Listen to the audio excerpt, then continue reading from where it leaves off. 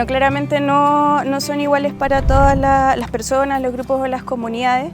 Desde el ámbito psicosocial, que es lo que más me compete a mí, hay diversos factores que inciden en la configuración de la respuesta que dan a nivel individual, grupal, a un desastre. Uno de esos factores es primeramente el tipo de desastre al que se enfrenta la población. El tiempo en el que sucede el desastre, si es de día, si es de noche, etc. También las vulnerabilidades previas de los grupos, o sea, a nivel grupal, de las familias, a nivel de comunidades también incide en cuáles van a ser los efectos que va a estar sujeta esa población, y también hay cuestiones de orden estructural y de orden quizás más societal. En el fondo, como por ejemplo para la realidad de nuestro país, un Estado neoliberal pone a ciertos grupos, a ciertos sectores de la población en situaciones de mayores vulnerabilidades, con menos recursos para hacer frente, por ejemplo, a un desastre, pensando ya en el post-desastre, y eso en el fondo incide en cómo se van a enfrentar a las consecuencias de este.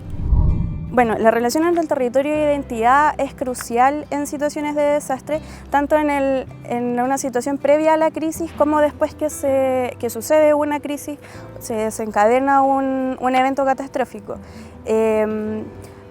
Particularmente dentro de lo que yo he podido conocer, destaca dentro de esta relación entre identidad y territorio un papel súper importante que juega la escuela.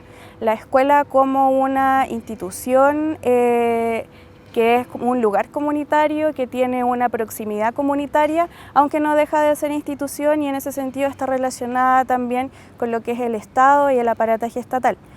Por lo general las personas lo que quieren hacer es seguir viviendo en sus territorios independiente de cómo estos hayan sido afectados por un desastre. Lo podemos ver hoy en nuestro país con la contingencia en el norte, tanto en el norte como en el sur, donde las personas y las comunidades, los grupos en general, lo que desean es volver a habitar esos territorios, y eso tiene un anclaje cultural e identitario súper importante. En ese sentido, la relación entre el territorio y la identidad es bastante fuerte en el devenir de las acciones que generan los grupos y las comunidades en el contexto después de un desastre. Bueno, hay dos ámbitos de los que uno podría decir o poner etapas a lo que sucede después o alrededor de un desastre. Uno es la típica, que tiene que ver con la gestión del riesgo, donde se pueden visualizar distintas etapas. La primera es la respuesta, después vendría la recuperación, la mitigación, la preparación. Hay distintos tipos de acciones que acompañan a estas respuestas en torno a la gestión del riesgo de desastre, pero hay otra manera de verlo, y tiene que ver con las fases de la vivencia del desastre asociadas a la vulnerabilidad individual, familiar, social de quienes se ven afectados. En este sentido, al momento de que ocurre un desastre, hay una crisis, habría una primera etapa que se llama de luna de miel, donde se siente un apoyo social de parte del resto del país, de las comunidades, bastante fuerte. Se ven muchas acciones de tipo heroico, como generalmente se socializan a través de los medios de comunicación, personas que trabajan horas largas en actividades de rescate, búsqueda de personas desaparecidas, etc. De eso dura un poquito nada más, las primeras semanas. Luego ya vendría lo que se llama una fase de luna de miel, donde las comunidades y los grupos afectados siguen sintiendo un gran apoyo de la población, lo que está también facilitado por la mediatización del desastre, y se levantan campañas ya de más alto impacto, que recogen por lo general muchos más recursos económicos, como en el caso de nuestro país, por ejemplo, lo que serían como las teletones a propósito de los desastres, Chile ayuda a Chile, etc. Sin embargo, esta luna de miel, como es luna de miel, acaba, y después comienza ya una fase de desilusión. En el fondo, cuando las personas y las comunidades empiezan a ver que la reconstrucción y todas estas promesas de apoyo incondicional que se dan durante estas primeras semanas o meses ya empiezan a decaer. Empezaría de cierta manera un choque con lo que viene con la realidad post-desastre. la reconstrucción es más lenta, el apoyo empieza a retirarse de las zonas, organizaciones, fundaciones empiezan a prestar apoyo en otros lugares si es que hay algún evento concomitante, o bien recuperan la normalidad de sus funciones cotidianas. Y esto es en el fondo una fase que se le ha llamado de desilusión, cuando las comunidades y las sociedades afectadas se desilusionan en el fondo. Después vendría lo que ya se podría llamar de plano la reconstrucción, y esto, contrario a lo que circula generalmente en los medios de comunicación, una reconstrucción no tiene lugar antes de un año, por lo general, cuando las personas ya pueden volver a estar, por ejemplo, en una casa sólida, volver a los territorios si es que estos fueron muy afectados. Y este es un proceso donde también hay un juego psicosocial en el que las personas se pueden ver mucho más perjudicadas en cuanto a sus niveles de bienestar, justamente por el choque con la institucionalidad, revictimización que suele suceder en algunos casos, y en el fondo con encontrarse con una institucionalidad a la que tener que vincularse para poder recobrar ciertos estándares anteriores de vida. En ese sentido, esas serían algunas fases de la vivencia de la vulnerabilidad asociada a los desastres, que es una alternativa a la consideración que les planteé en un primer momento asociada a la gestión del riesgo de desastre. Bueno, frente a un desastre socionatural hay algunas consideraciones previas a plantearse incluso los objetivos o las temáticas que debiera trabajar esta misma. Lo primero es con quiénes nosotros vamos a trabajar, quién es el otro que debe ser intervenido psicosocialmente. Acá lo importante es mantener el foco en las capacidades de con quienes nosotros nos vamos a vincular, en el caso que tengamos que realizar alguna intervención de carácter psicosocial. Y es bastante importante considerar en este aspecto que la vulnerabilidad no es algo intrínseco al otro. El otro está sujeto a procesos sociales en el que se juegan procesos vulnerabilizadores, pero no es un otro vulnerabilizado per se. No es una condición interna de las personas o de los grupos, y tienen una subjetividad particular. Esto es sumamente importante considerar, porque hay significados de resiliencia y de vulnerabilidad asociados a las comunidades que están presentes en cualquier proceso que nosotros vayamos a propiciar como agentes externos o como agentes internos, ya fuera el caso. También considerar que el otro es un otro territorializado, no es un otro en abstracto, tiene sus propias maneras de vincularse con el territorio, con la historia, y en el fondo son personas que han desarrollado su manera de vivir de la manera que han querido desarrollarla. Sobre todo esto es importante considerarlo en aspectos rurales, que es donde más se tiende a trabajar lo psicosocial en posdesastre. Dicho esto, los objetivos de la intervención psicosocial, que a mi parecer debiera contener una intervención, primero, de manera prioritaria, es trabajar la resignificación, elaboración, etcétera, de la vivencia del desastre, y que esto tenga un carácter eminentemente colectivo, comunitario, centrado en la relación con los otros.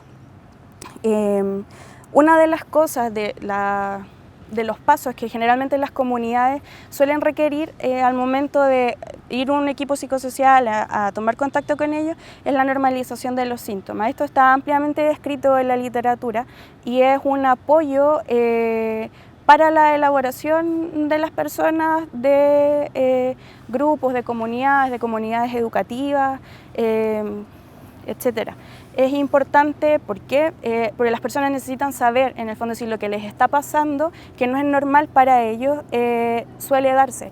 Se preguntan mucho si es normal que yo, por ejemplo, cuando cierre los ojos, reviva el momento, es normal que los niños, los hijos de la familia o los niños de los colegios se estén comportando como si tuvieran menos edad. Todo ese tipo de cosas es lo que se le llama la normalización de los síntomas, y es sumamente importante para que las personas en el fondo crean que no se están volviendo locas. En esas palabras es lo que la pregunta que se suele formular respecto a la propia salud mental. Y el otro aspecto es la colectivización de la experiencia. Favorecer el apoyo social en contextos de catástrofe es sumamente importante porque esto facilita tener mayores niveles de bienestar en lo sucesivo, aun cuando la intervención para la que nosotros estemos planteando esto tenga un tiempo quizás más acotado. Favorecer el apoyo social deja en mucho mejor pie a las familias, a las comunidades para sobrellevar los efectos que tiene el desastre en todo ámbito de cosas, no solo en lo psicosocial, también en lo material, en lo físico, en los cambios en el territorio, etc.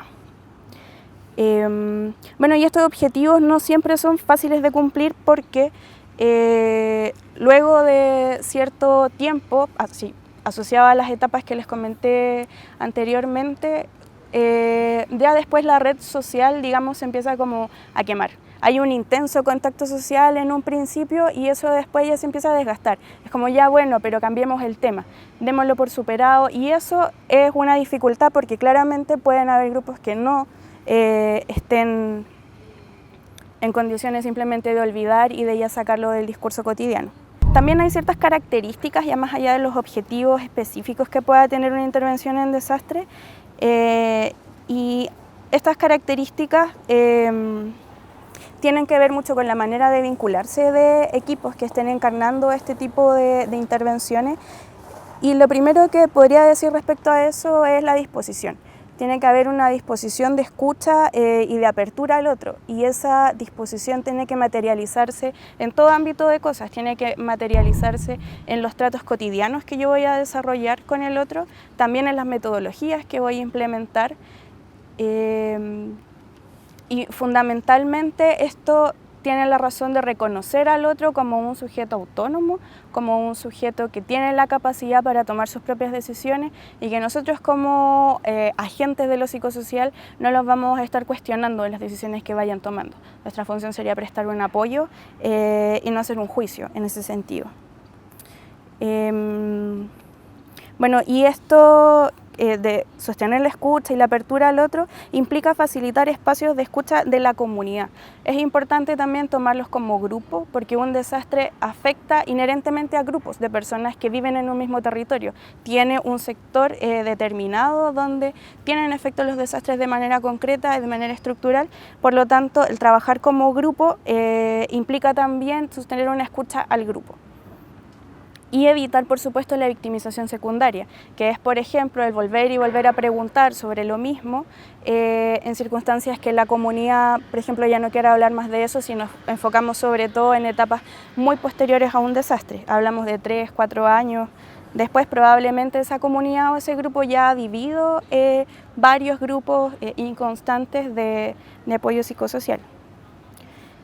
Otra característica es que metodológicamente las intervenciones psicosociales deben ser participativas, y el que sea participativo no más allá de la dinámica específica que nosotros utilicemos, sino que también es una expresión de lo anterior, es una expresión de cómo yo concibo ética y epistemológicamente al otro con el que me vinculo.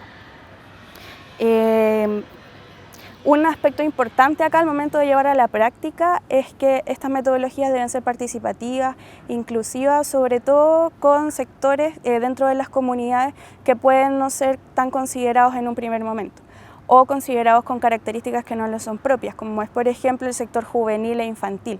Por lo general, al trabajar con grupos juveniles se expresan varias dificultades y una de ellas es efectivamente poder trabajar con el grupo adolescente juvenil, tratando de ver sus propias características, las propias necesidades y vulnerabilidades que van emergiendo en ese proceso de postdesastre para ellos, sin presuponer características de otros sectores. No es lo mismo ser joven o adolescente que ser niño ni que ser adulto. Y ese es un desafío en el que, por ejemplo, que metodológicamente debiera abordarse para una intervención psicosocial.